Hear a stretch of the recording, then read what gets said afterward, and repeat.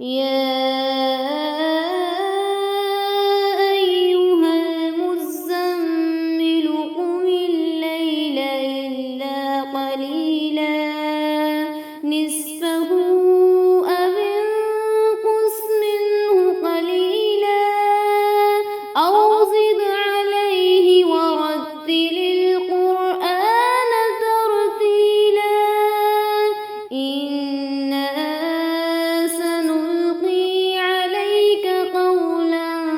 ثقيلا۔ بسم اللہ الرحمن الرحیم۔ شروع اللہ رب العزت کے بابرکت نام سے جو بڑا مہربان نہایت رحم والا ہے۔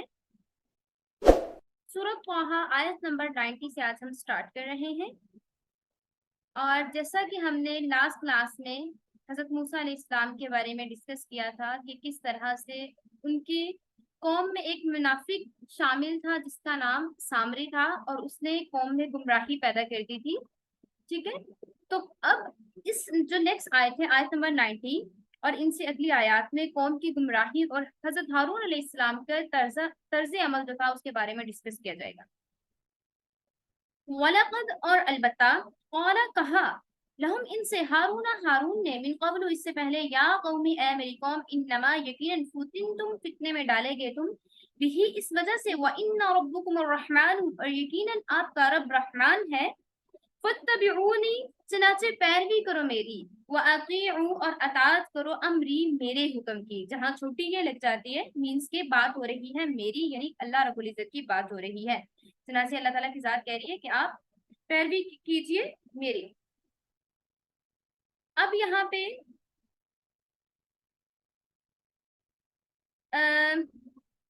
وَلَقَدْ قَالَ لَهُمْ هَارُونُ مِنْ قَبْلُ يَا قَوْمِ إِنَّمَا فُتِنْتُمْ وَإِنَّ رَبُّكُمُ الرَّحْمَنُ فَاتَّبِعُونِي وَأَطِيعُوا أَمْرِي۔ اور ہارون علیہ السلام نے ان سے پہلے ہی کہا تھا کہ میری قوم کے لوگوں آپ اس بچڑے کی وجہ سے فتنے میں مبتلا ہو گئے ہو، حقیقت میں آپ کا رب تو رحمان ہے، اس لیے آپ میرے پیچھے چلو اور میری بات مانو۔ قرآن کریم کی اس آیت نے بائبل کی اس روایت کی واضح طور پر تردید کر دی ہے، اس کو رد کر دیا ہے، جس میں کہا گیا ہے کہ حضرت ہارون علیہ السلام معاذ اللہ خود بھی بچڑے کی پرستش میں مبتلا ہو گئے تھے۔ جو کرسچن ہیں ان کا عقیدہ یہ ہے کہ حضرت ہارون علیہ السلام خود بھی بچڑے کی پرستش میں یا ان کی عبادت میں مبتلا ہو گئے تھے معاذ اللہ۔ یہ روایت اس لیے بھی قطعی طور پہ بے معنی ہے کہ حضرت ہارون علیہ السلام نبی تھے اور کسی نبی کے شرک میں جو ملوث ہونے کا بالکل تصور ہی نہیں کیا جا سکتا۔ اور انہوں نے کہا لن نبرح علیہ عاکفینا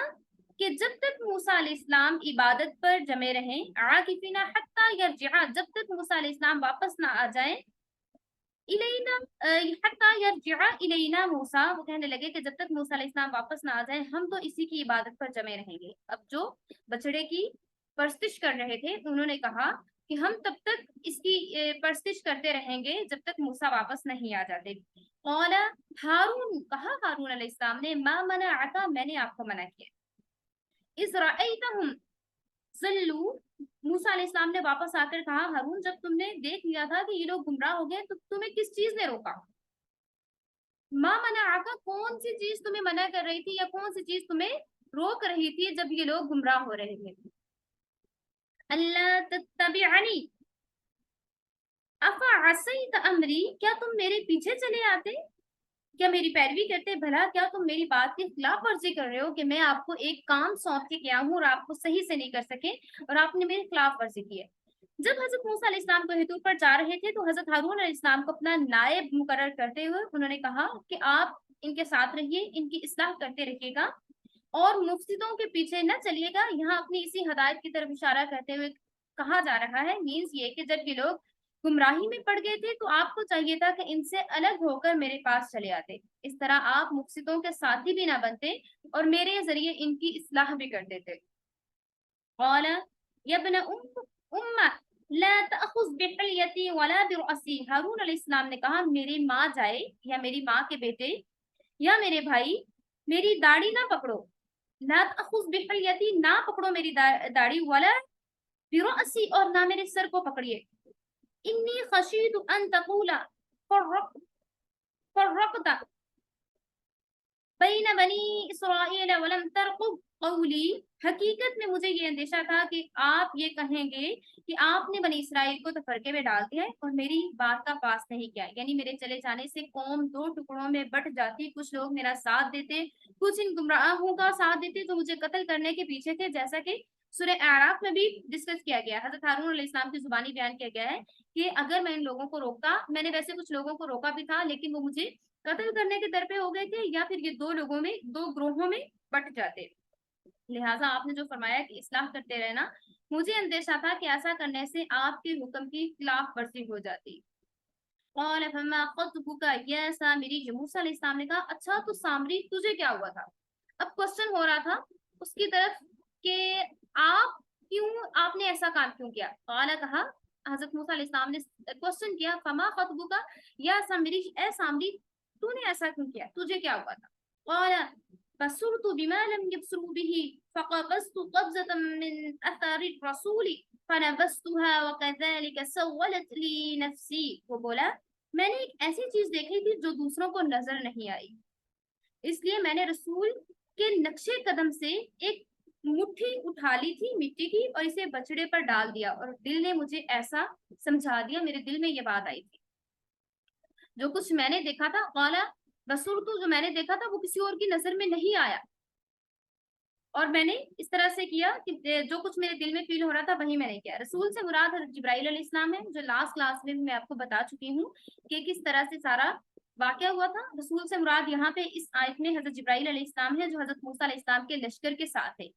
عام طور سے مفسرین نے اس کی تفسیر یہ کی ہے کہ حضرت جبرائیل علیہ السلام انسانی شکل میں گھوڑے پر سوار تھے، اور سامری نے دیکھا کہ گھوڑے کا پاؤں جس جگہ پڑتا وہاں زندگی کے کچھ آثار پیدا ہو جاتے، یا وہاں پہ ایک خاص چمک پیدا ہو جاتی تھی اور نور سا نکلتا تھا۔ سامری سمجھا کہ اس مٹی میں جو زندگی کے آثار پیدا ہو رہے ہیں، یا گرینری آ رہی ہے، یا پھر نور سا پیدا ہو رہا ہے، اس سے کوئی بھی کام لیا جا سکتا ہے، لائک کسی بے جان چیز پر ڈالنے سے اس میں زندگی کی کچھ خصوصیت پیدا ہو جائیں گی۔ چنانچہ اس نے ایک مٹھی اس مٹی کی لے کر بچڑے پر ڈال دی جس سے آواز نکلنا شروع ہوگی، لیکن بعض مفسرین جو ہے ان کے اکارڈنگ یہ فرمایا گیا ہے کہ یہ سامری کی طرف سے ایک جھوٹا بہانہ تھا، ورنہ بچڑے میں آواز خلا میں ہوا کے گزرنے سے نکلتی تھی۔ چونکہ قرآن کریم نے نہ کوئی تفصیل خود بیان کی ہے، نہ کسی مضبوط حدیث سے ثابت ہوا ہے، اور نہ کسی دینی ضرورت سے اس کے جاننے پر موقوف ہے، لہٰذا بہتر یہی ہے کہ جو کچھ جتنا قرآن میں بیان کر دیا گیا ہے اسی کو سمجھیے اور باقی تفصیل اللہ کے حوالے کیجیے۔ قال فاذهب فإن لك في الحياة ان تقول لا مساس، موسیٰ علیہ السلام نے کہا اچھا تو جا، اب زندگی بھر تیرا کام یہ ہوگا کہ لوگوں سے یہ کہا کرے گا کہ مجھے نہ چھونا، لا مساس مجھے ہاتھ نہ لگانا، مجھے ٹچ نہ کرنا۔ اب تمہارے ساتھ یہ معاملہ کیا جائے گا، سامری سے کہا گیا کہ تمہارے ساتھ یہ معاملہ کیا جائے گا، تو لوگوں سے کہے گا ان تقول لا مساس کہ مجھے ٹچ نہ کیجیے، مجھے ہاتھ نہ لگائیے گا، تمہاری ایسی زندگی ہوگی۔ وَإِنَّ لَكَ، اور یہ کہ موعدا لن تخلف، اور اس کے علاوہ تیرے لیے ایک وعدے کا وقت مقرر ہے جو تجھ سے ٹلایا نہیں جا سکتا۔ منظر الی آلہۃ الذی سلط علیہ عاکفا، اور دیکھ اپنے جھوٹے معبود کو جس پر تو جمع بیٹھا تھا، ہم اسے بھی جلا ڈالیں گے۔ لنحرقنہ ثم لننسفنہ فی الیم نسفا، اور پھر اس راکھ کو چورا چورا کر کے سمندر میں بکھیر دیں گے۔ سامری کے جرم کی سزا اس کو یہ دی گئی کہ تمام لوگ اس سے بائیکاٹ کریں گے، نہ کوئی اسے ٹچ کرے گا، نہ کوئی اس کو چھوئے گا، نہ کسی کو وہ خود ہاتھ لگائے گا، اور اب یہ بھی ممکن ہے کہ اس کو یہ سزا قانونی حکم کے ذریعے دی گئی ہو، لیکن بعض کے اکارڈنگ ایسا تھا کہ اس کو ایک ایسا بخار یا ایسی بیماری لگ گئی تھی، اچھوت کی بیماری لگ گئی تھی کہ کوئی شخص بھی اس کو ہاتھ لگاتا تو ہاتھ لگانے والا بھی اسی بیماری میں مبتلا ہو جاتا، یا اس کو بخار چڑھ جایا کرتا تھا، اس کو فیور ہو جایا کرتا تھا۔ تو اس لیے اس کے جسم میں اللہ تعالیٰ کی طرف سے ایک ایسی بیماری پیدا ہو گئی تھی، اور اس سے مراد اس کے علاوہ یہ بھی ہے کہ آخرت میں بھی اس کو عذاب کا وعدہ اس سے کیا گیا ہے، اور اس کو آخرت میں بھی عذاب دیا جائے گا۔ انما الہکم اللہ الذی لا الہ الا هو وسع كل شیء علما، حقیقت میں آپ سب کا معبود بس اللہ ہی ہے جس کے سوا کوئی معبود نہیں، اس کا علم ہر چیز کا احاطہ کیے ہوئے ہے۔ كذلك نقص عليك من انباء ما قد سبق، اے پیغمبر ماضی میں جو حالات گزرے ان میں سے کچھ واقعات ہم آپ کو اس طرح سے سناتے ہیں وقد اتیناک من لدنا ذکرا اور ہم نے تمہیں خاص اپنے پاس سے ایک نصیحت نامہ عطا کیا ہے۔ اب حضرت موسیٰ علیہ السلام کا واقعہ ڈیٹیل کے ساتھ بیان فرمانے کے بعد اس آیت میں یہ بتایا جا رہا ہے کہ رسول اللہ صلی اللہ علیہ وآلہ وسلم کی زبان مبارک پر اس جیسے واقعات کا جاری ہونا جبکہ آپ امی ہیں اور آپ کے پاس ان معلومات کے حصول کا کوئی ذریعہ نہیں ہے، اس بات کی واضح اور روشن دلیل ہے آپ اللہ تعالیٰ کے سچے رسول ہیں اور جو آیات آپ تلاوت کر رہے ہیں وہ اللہ تعالیٰ کی طرف سے نازل فرمائی ہے۔ امی کا مین کیا ہوتا ہے؟ مین کے جس نے دنیا میں کسی بھی ٹیچر سے تعلیم حاصل نہ کی ہو بلکہ ڈائریکٹ اللہ رب العزت سے تعلیم لی ہو۔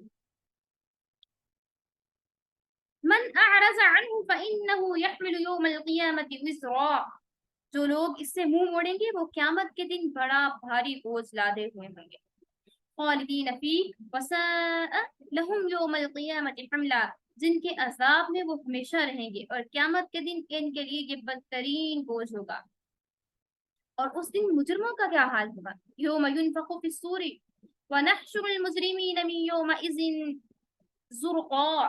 جس دن سور پھونکا جائے گا اس دن ہم سارے مجرموں کو گھیر کر اس طرح جمع کریں گے کہ وہ نیلے پڑے ہوئے ہوں گے، خوف سے نیلے پڑے ہوئے ہوں گے، بہت زیادہ ان کا خوف طاری ہوگا۔ یتخافتون بینہم ان لبثتم الا عشرا آپس میں وسپرنگ کر رہے ہوں گے، آپس میں سرگوشیاں کر رہے ہوں گے کہ تم قبروں میں یا دنیا میں 10 دن سے زیادہ نہیں ٹھہرے۔ اب ہمیں لگتا ہے نا کہ یہ زندگی تو بہت لمبی ہے، اس لمبی زندگی کے لیے ہمیں بہت ساری پلاننگز کرنی ہے، ہمیں اچھا فیوچر سیٹ کرنا ہے، ہمیں کچھ گولز اچیو کرنے ہیں، ہمیں دولت چاہیے، شہرت چاہیے، عزت چاہیے، ہمیں یہ بھی چاہیے، ہمیں برائٹ فیوچر چاہیے۔ لیکن یتخافتون بینہم ان لبثتم الا عشرا اور وہ آپس میں سرگوشیاں کر رہے ہوں گے ان لبثتم الا عشرا کہ ہم تو صرف 10 دن دنیا میں ٹھہرے ہیں۔ دنیا میں عشرا کا مطلب کیا ہوتا ہے؟ 10 دن۔ دنیا میں ہم 10 دن سے زیادہ نہیں ٹھہرے۔ قیامت کا دن ان کے لیے اتنا ہولناک ہوگا کہ وہ دنیا کی ساری زندگی کو ایسے سمجھیں گے کہ جیسے وہ 10 دن کی بات۔ اللہ اکبر! اور اس کے لیے ہم کتنی ایفرٹ کر رہے ہوتے ہیں۔ نحن اعلم بما یقولون اذ یقول امثلهم جس بارے میں وہ باتیں کہیں گی ان کی حقیقت ہمیں خوب معلوم ہے، اچھے طریقے سے معلوم ہے، جبکہ ان میں سے جس کا طریقہ سب سے بہتر ہوگا ان لبثتم الا یوما وہ کہے گا کہ تم ایک دن سے زیادہ نہیں ٹھہرے، یعنی جن دنوں کا شمار وہ صرف 10 دن سمجھ کر رہے ہیں ان کی صحیح تعداد ہم جانتے ہیں، یعنی جس شخص کو زیادہ سمجھدار سمجھا جاتا تھا وہ تو کہے گا کہ ہمارے دنیا میں قیام کی مدت یا قبروں میں رہنے کی مدت صرف ایک ہی دن تھی۔ اب یہاں پہ ان لوگوں کی بھی بات کی جا رہی ہے جو لوگ دنیا میں بڑے عقلے کل سمجھے جاتے تھے یا جن کو سمجھا جاتا تھا ان سے زیادہ تو کسی کے پاس عقل ہے ہی نہیں، یا بہت زیادہ یہ بریلینٹ ہیں، یا لوگ ان کے پاس مشورہ کرنے کے لیے جاتے ہیں، یا لوگ ان کو بڑا کچھ سمجھتے ہیں کہ یہ تو بہت ہی ان کے پاس عقل ہے، ان سے مشورے لیتے ہیں، تو وہ بھی جب لوگ اس سے پوچھیں گے آپس میں وہ باتیں کریں گے تو وہ بھی لوگ جو ہیں جن کے پاس زیادہ عقل ہوگی یا جن کو زیادہ سمجھدار سمجھا جاتا ہوگا دنیا میں، تو وہ کہیں گے کہ دنیا میں ہم نے صرف ایک دن رہے یا پھر 10 دن رہے، ٹھیک ہے، کچھ کہیں گے 10 دن رہیں گے لیکن کچھ رہیں گے الا یوما صرف ہم ایک دن ہی دنیا میں رہے۔ وَيَسْأَلُونَكَ عَنِ الْجِبَالِ اور لوگ آپ سے پہاڑوں کے بارے میں سوال کرتے ہیں، وہ آپ سے سوال کرتے ہیں، یسألونک وہ آپ صلی اللہ علیہ وآلہ وسلم سے سوال کرتے ہیں، عن الجبال پہاڑوں کے بارے میں آپ سے سوال کرتے ہیں، فقل بس کہہ دیجئے ينسفها ربی نسفا کہہ دیجئے میرا پروردگار ان کو دھول کی طرح اڑا دے گا، جیسے دھول ہوتی ہے نا، جیسے مٹی ہوتی ہے کسی چیز کے اوپر اس کو جھاڑا جائے یا پھونک ماری جائے تو وہ ایک دم اڑتی ہے، اس طرح سے اللہ رب العزت کی ذات پہاڑوں کو اڑا دے گی، ریزہ ریزہ کر دے گی۔ فَيَذَرُهَا قَاعًا صَفْصَفًا اور زمین کو ایسا ہموار چٹیل میدان بنا کر چھوڑ دیا جائے گا، بالکل سٹریٹ ہو جائے گی، اس کے اوپر کوئی چیز نہیں رہے گی، پہاڑوں کو دھول بنا کر اڑا دیا جائے گا۔ لا ترى فيها عوجا ولا امتا کہ اس میں تمہیں نہ کوئی بل نظر آئے گا نہ کوئی ابھار نظر آئے گا، اتنی سٹریٹ اتنی ہموار زمین کو بنا دیا جائے گا۔ یومئذ یتبعون الداعی لا عوج له اس دن سب کے سب منادی، منادی کون ہوتا ہے؟ آواز لگانے والا، لوگوں کو کسی بھی چیز کے بارے میں بلانے والا، اور اس دن سب کے سب منادی کے پیچھے اس طرح آئیں گے کہ اس کے سامنے کوئی ٹیڑھ نہیں دکھا سکیں گے، کوئی لیم ایکسکیوز نہیں دے سکیں گے، لا عوج لا، کوئی اس میں اپنے سے کوئی بات بنا کے نہیں بتا سکیں گے کہ ہم نہیں جا رہے آپ کے پیچھے۔ جب آواز لگائی جائے گی کہ آ جائیے میدان عرفات کی طرف، اللہ کے سامنے سب کو پیش ہونا ہے، تو اس دن کوئی بھی اگنور نہیں کر سکے گا، فوراً سے اس کے پیچھے چلے آئیں گے۔ وَخَشَعَتِ الْأَصْوَاتُ لِلرَّحْمَنِ فَلَا تَسْمَعُ إِلَّا هَمْسًا، اور خدائے رحمان کے آگے تمام آوازیں دب کر رہ جائیں گی، چنانچہ تمہیں پاؤں کی سرسراہٹ کے سوا کچھ بھی سنائی نہیں دے گا۔ آپ کچھ بھی نہیں سن سکیں گے، میں اور آپ کچھ بھی نہیں سن سکیں گے، صرف ہمارے کانوں میں آواز آئے گی خدائے رحمان کی، اور منادی کی آواز آئے گی۔ منادی کون؟ سور پھونکنے والا، یا منادی کون ہوگا؟ فرشتہ جب آواز لگائے گا کہ چلیے، جیسے ہی وہ سور پھونکا جائے گا یا آواز لگائی جائے گی، فوراً سے دوڑنا سٹارٹ ہوں گے میدان عرفات کی طرف، اور وہاں پہ میدان لگے گا، میدان حشر لگے گا، اور ہم سب لوگ وہاں پہ کھڑے ہوئے ہوں گے، اور ہمیں لوگوں کے بھاگنے کی آوازوں کے سوا کچھ بھی سنائی نہیں دے گا، پاؤں کے چلنے کی آواز کے سوا، پاؤں کی سرسراہٹ کے سوا کچھ بھی سنائی نہیں دے گا۔ یومئذ لا تنفع الشفاعۃ، اس دن کسی کی سفارش کام نہیں آئے گی، کوئی ریفرنس نہیں چلے گا، کسی بڑے کا ریفرنس نہیں چلے گا، کسی چھوٹے کا ریفرنس نہیں چلے گا۔ تنفع الشفاعۃ، کسی کا ریفرنس کام نہیں آئے گا، الا من اذن له الرحمن ورضي له قولا، سوائے اس شخص کے ریفرنس کے جسے خدائے رحمان نے اجازت دے دی اور جس کے بولنے پر وہ راضی ہوا ہو۔ اور اللہ تبارک و تعالی، اور اس دن کسی کا ریفرنس کام نہیں آئے گا، کسی کی سفارش کام نہیں آئے گی، سوائے اس شخص کی سفارش کے جسے خدائے رحمان نے اجازت دے دی ہو اور جس کے بولنے پر وہ راضی ہو۔ محمد رسول اللہ صلی اللہ علیہ وآلہ وسلم، جس کو اللہ نے اجازت دے دی ہے، اور نفسی کا عالم ہوگا۔ ایون انبیاء علیہ السلام کے پاس بھی لوگ جائیں گے کہ ہماری سفارش کر دیجیے، انبیاء علیہ السلام کہیں گے مجھے وہ ٹائم یاد آ رہا ہے جب میرے سے میں نے یہ کیا تھا، میں نے وہ کیا تھا، جب لوگوں نے میری بات نہیں مانی تھی، اتنے لوگ میرے پیچھے بات نہیں مان رہے تھے، اور انبیاء علیہ السلام بھی لوگوں کو جواب دے دیں گے اس طرح سے۔ تو کیا ہوگا کہ آواز لگائی جائے گی، الا من اذن له الرحمن، جب اللہ جس کے اذن یا اللہ تعالیٰ حکم دے گا، اللہ جس کو اجازت دے گا، اسی کے بولنے پر اللہ راضی ہوگا، ٹھیک ہے، سوائے اس شخص کی سفارش کے جسے خدائے رحمان نے اجازت دے دی ہو اور جس کے بولنے پر وہ راضی ہو۔ اللہ اکبر کبیرہ، الحمدللہ الذی بنعمتہ تتم الصالحات، اللہ تعالیٰ نے ہمیں مسلم پیدا کیا، اور اللہ تعالیٰ ہماری اینڈنگ بھی ایز اے مسلم ہی کرے۔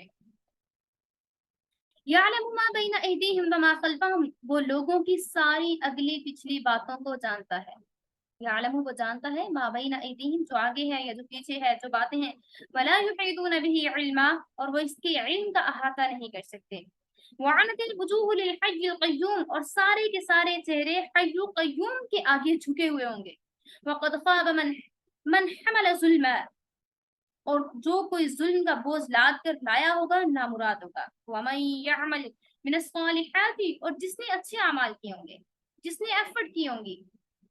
اس کے لیے خوشخبری ہے، اس کے لیے بشارت ہے، اس کے لیے گڈ نیوز ہے۔ وَمَن يَعْمَلْ مِنَ الصَّالِحَاتِ، اور جس نے اچھے اعمال کیے ہوں گے، وَهُوَ مُؤْمِنٌ فَلَا يَخَافُ ظُلْمًا وَلَا هَضْمًا، جبکہ وہ مومن بھی ہو اور اس نے اچھے اعمال بھی کیے ہوں، تو نہ اسے کسی زیادتی کا اندیشہ ہوگا، نہ کسی کے حق تلفی کا اندیشہ ہوگا۔ اللہ رب العزت پورا اس کو بدلہ عطا فرمائیں گے، بلکہ اپنی رحمت سے اس بدلے کو بڑھا دیا جائے گا۔ اللہ اکبر کبیرہ۔ وَكَذَلِكَ أَنزَلْنَاهُ قُرْآنًا عَرَبِيًّا وَصَرَّفْنَا فِيهِ مِنَ الْوَعِيدِ لَعَلَّهُمْ يَتَّقُونَ أَوْ يُحْدِثُ لَهُمْ ذِكْرًا، اور ہم نے اسی طرح یہ وحی ایک عربی قرآن کی شکل میں نازل کی ہے، اور اس میں تنبیہات کو طرح طرح سے بیان کیا ہے تاکہ لوگ پرہیزگاری اختیار کریں، اللہ سے ڈرتے رہیں، یا یہ قرآن ان میں کچھ سوچ سمجھ پیدا کر سکے۔ جب آپ قرآن پڑھتے ہیں، جب آپ قرآن کی ٹرانسلیشن پڑھتے ہیں، جب آپ تفسیر پڑھتے ہیں، تو آپ پہ سوچ کے دروازے کھلتے ہیں۔ اب دیکھیں، بہت ساری اب آپ بچیاں کلاس لے رہی ہیں، ڈیورنگ کلاس آپ کے ذہن میں بہت سارے سوالات اٹھتے ہوں گے، آپ کی سوچ جو ہے وہ اس کو اللہ تعالیٰ کھول دیتا ہے، آپ کا ذہن کھول دیا جاتا ہے، اور آپ سوچتے ہیں یہ کیسے ہوا ہوگا، وہ کیسے ہوا ہوگا، تو آپ کی سوچ کو اللہ تعالیٰ بڑھا دیتا ہے، آپ کی ذہانت کو بڑھا دیا جاتا ہے جو قرآن کو پڑھتا ہے۔ تو یہ قرآن جو ہے ان میں نئی سوچ پیدا کرتا ہے، ان میں نئے کوشچن پیدا کرتا ہے، وہ اللہ تعالیٰ کی محبت میں کھو جاتے ہیں۔ اور اس کے علاوہ جو حافظ قرآن ہو یا قرآن کا طالب علم ہو یا تفسیر پڑھنے والا ہو، جو قرآن ترجمہ کے ساتھ ٹرانسلیشن کے ساتھ پڑھنے والا ہو، اللہ تعالیٰ ان کی ذہانت کو بڑھا دیتا ہے۔ اور یہ کتنی اچھی بات ہے، الحمدللہ۔ فتعال اللہ الملک الحق، ایسی ہی اونچی شان ہے اللہ کی، ولا تجعل بالقرآن من قبل ان يقضى الیہ وحی، جو سلطنت کا حقیقی مالک ہے۔ اور اے پیغمبر صلی اللہ علیہ وآلہ وسلم، جب قرآن وحی کے ذریعے نازل ہو رہا ہو تو اس کے مکمل ہونے سے پہلے قرآن پڑھنے میں جلدی نہ کیجیے۔ ولا تعجل بالقرآن، قرآن پڑھنے میں جلدی نہ کیجیے۔ وقل رب زدنی علما، اور یہ دعا کرتے رہیے، اے میرے پروردگار میرے علم میں اور ترقی میں، مجھے علم میں اور ترقی عطا فرما، یا پھر میرے علم میں اضافہ فرما۔ جب حضرت جبرائیل علیہ السلام قرآن کریم کی آیات وحی کے ذریعے رسول اللہ صلی اللہ علیہ وآلہ وسلم پر نازل کرتے تو آپ اس ڈر سے کہ کہیں بھول نہ جائیں ساتھ ساتھ ان آیات کو رپیٹ کرتے رہتے، دہراتے رہا کرتے، جس سے یہ ظاہر ہے کہ آپ کو سخت مشقت ہوتی تھی۔ اگین اینڈ اگین جب رسول اللہ صلی اللہ علیہ وآلہ وسلم دہرا رہے ہوتے آیات کو، تو اس آیت میں آپ صلی اللہ علیہ وآلہ وسلم سے فرمایا کہ آپ کو یہ محنت اٹھانے کی ضرورت نہیں ہے، اللہ تعالیٰ خود ہی قرآن کریم کو آپ کے سینہ مبارک میں محفوظ فرما دے گا۔ اور یہی بات سورہ قیامہ میں بھی فرمائی گئی ہے۔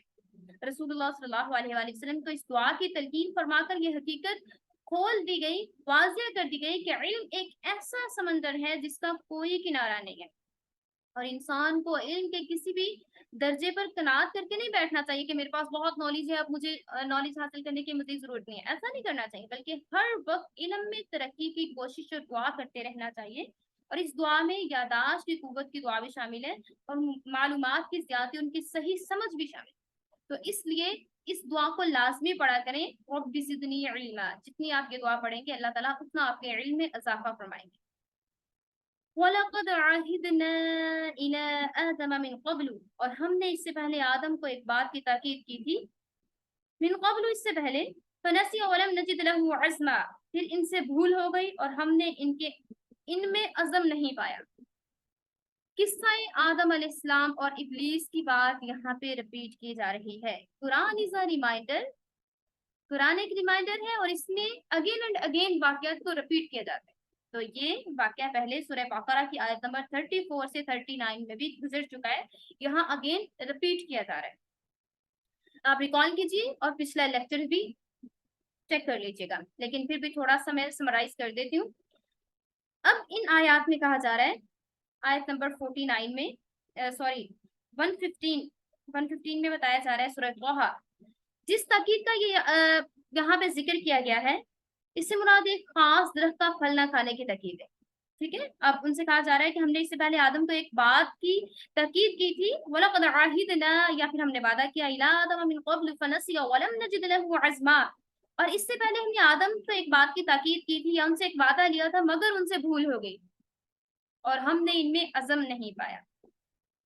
اب وہ بھول کیا ہوئی تھی کہ جو درخت کا پھل نہ کھانے کی تاکید کی تھی، اس واقعے کی ڈیٹیل جو ہے میں آپ کو بتا چکی ہوں، سورہ بقرہ میں گزر چکی ہے۔ اور یہاں حضرت آدم علیہ السلام کے بارے میں جو فرمایا گیا ہے کہ ہم نے ان میں عزم نہیں پایا، ان کا ایک مطلب بعض مفسرین نے یہ بھی بیان کیا ہے کہ ان سے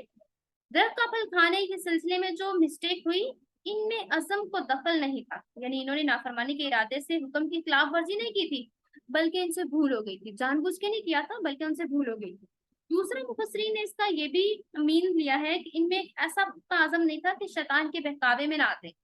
اس سے انسان کی سرشت کی طرف اشارہ کیا گیا ہے، یا اس بات کی طرف اشارہ کیا گیا ہے کہ جس میں شیطان اور نفس کے بہکاوے میں آنے کی صلاحیت موجود ہے۔ انسان کے اندر اس طرح کے کہہ لیں کہ ایسا مٹیریل یا ایسا مادہ پایا جاتا ہے کہ وہ شیطان اور نفس کے بہکاوے میں آ جاتا ہے، اس کے اندر یہ والی ایک خامی کہہ لیں موجود ہے۔ چونکہ قرآن کریم نے عزم کی نفی کو بھول جانے کے ساتھ ملا کر ذکر کیا ہے، اس لیے یہاں پہلے معنی زیادہ بہتر معلوم ہوتے ہیں کہ انسان جو ہے وہ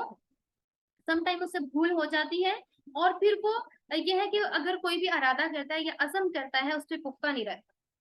سم ٹائم ہم بہت بڑے بڑے ارادے کر رہے ہوتے ہیں، لیکن یہ ہے کہ ہم کہتے ہیں کہ میں ارادہ کر کے بھول جاتی ہوں، یا میرے سے وہ قائم نہیں ہو. ہم اپنے آپ سے بہت سارے وعدے کرتے ہیں، دن میں اتنے وعدے کر رہے ہوتے ہیں لیکن وہ ٹوٹ جاتے ہیں. ٹھیک ہے، ہم سے بھول ہو جاتی ہے. تو یہ ایک نیچرل چیز ہے جو ایسا ہم سے ہو جاتا ہے. تو جب بھی آپ کسی کام کا ارادہ کریں تو اس کے ساتھ انشاءاللہ لازمی کہا کیجیے. تو اس میں اللہ تعالیٰ کی طرف سے ہیلپ بھی شامل ہو جائے گی، اور ایک اللہ تعالیٰ آپ کو پاور بھی دے گا جس کے ذریعے سے آپ وہ کام بہت آسانی سے کر سکیں گے. وآخر دعوانا أن الحمد لله رب العالمين ربنا آتنا في الدنيا حسنة وفي الآخرة حسنة وقنا عذاب النار.